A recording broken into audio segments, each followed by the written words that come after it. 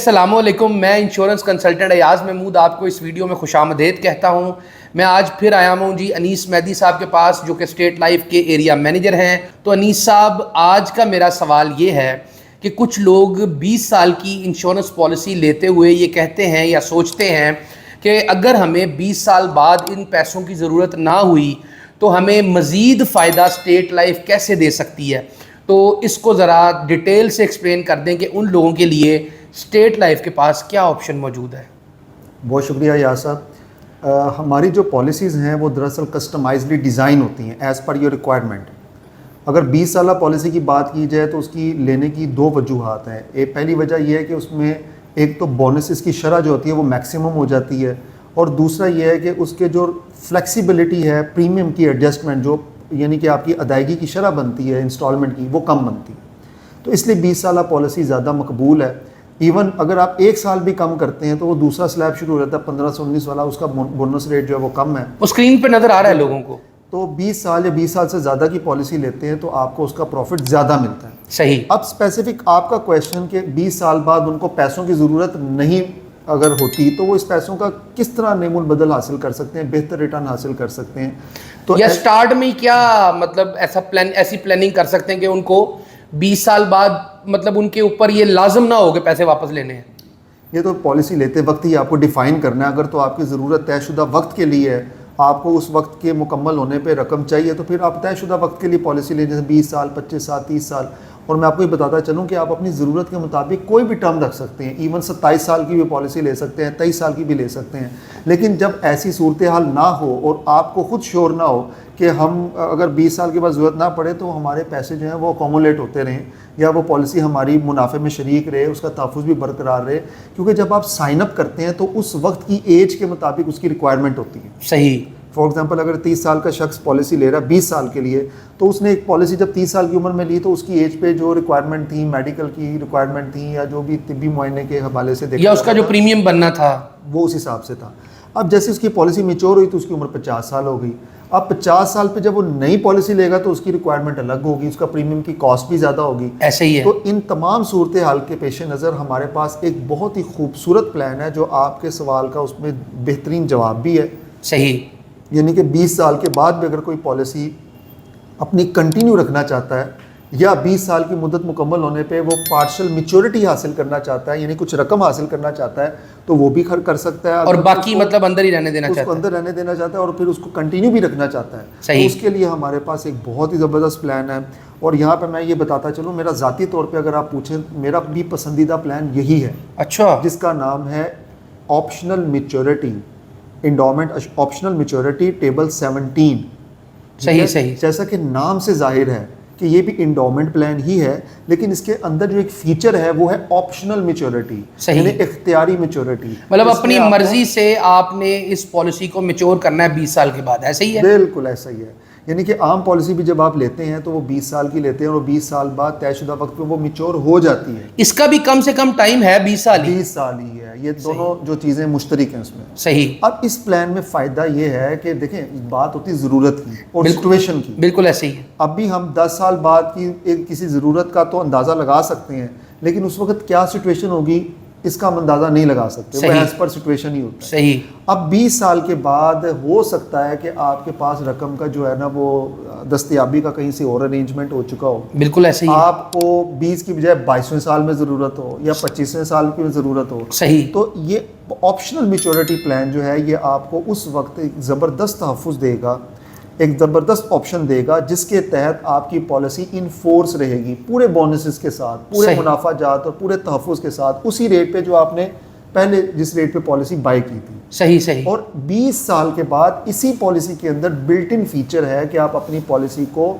By parts یا لم سم mature کروا سکتے ہیں۔ اچھا اچھا، مطلب جس سال میں 20 سال کے بعد جس سال میں چاہے آپ پارٹس میں اس کو کروا لیں میچور، چاہے آپ اس کو اکٹھی میچور کروا لیں، 20 سال سے لے کر 40 سال تک جس سال میں مرضی کروا لیں، ایسے ہی ہے؟ اس کی اوریجنل ٹرم جو وہ 40 ایئرز ہے۔ اچھا اچھا، ٹھیک ہے۔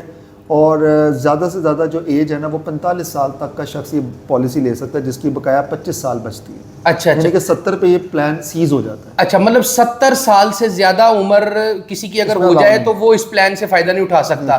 मतलब میچورٹی کے وقت उसकी उम्र 70 साल से ज़्यादा नहीं होनी चाहिए. बिल्कुल. और प्लान लेते वक्त 45 से ज़्यादा नहीं होनी चाहिए. सही. ठीक है.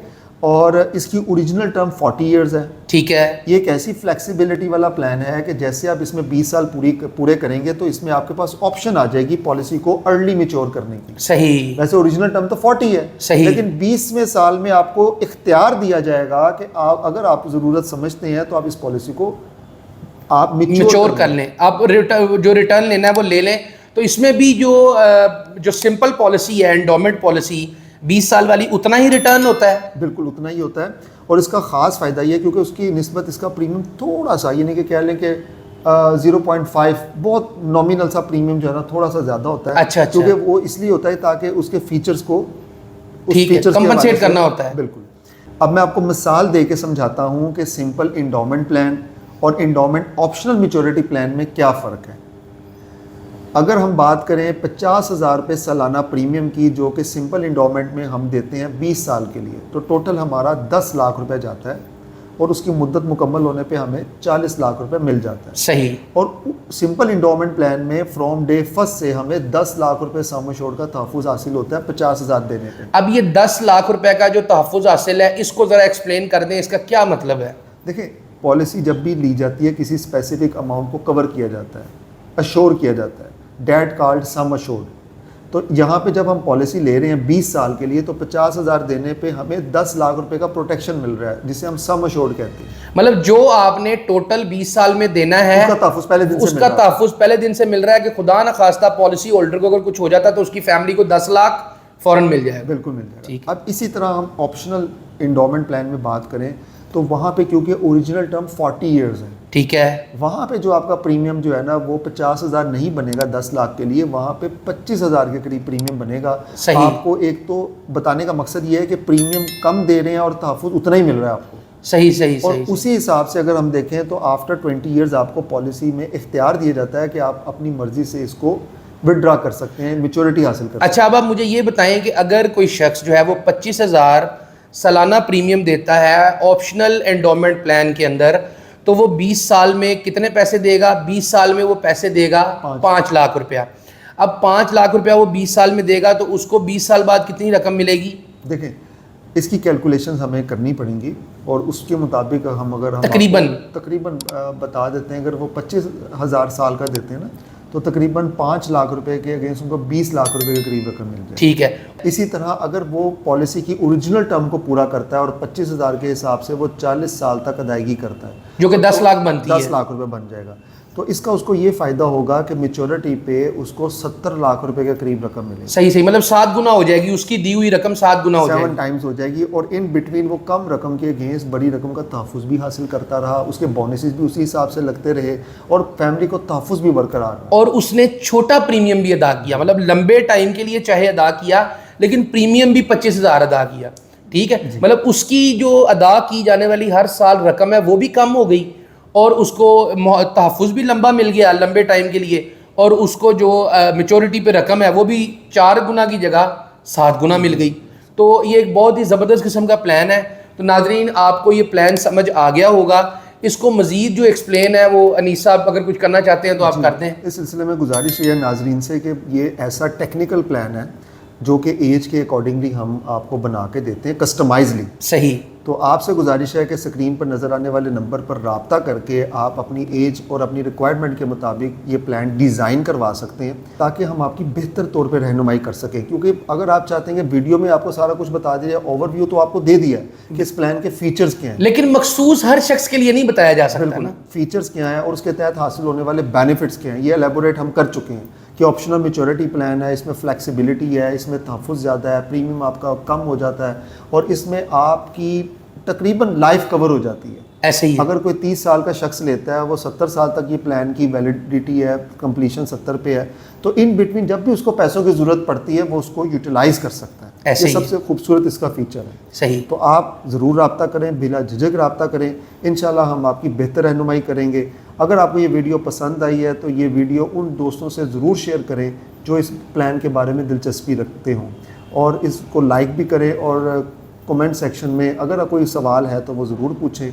आपसे मुलाकात होगी एक नई वीडियो में एक नए टॉपिक के साथ. तब तक के लिए अल्लाह निगहबान. آپ کے مستقبل کی محافظ state life insurance corporation of Pakistan.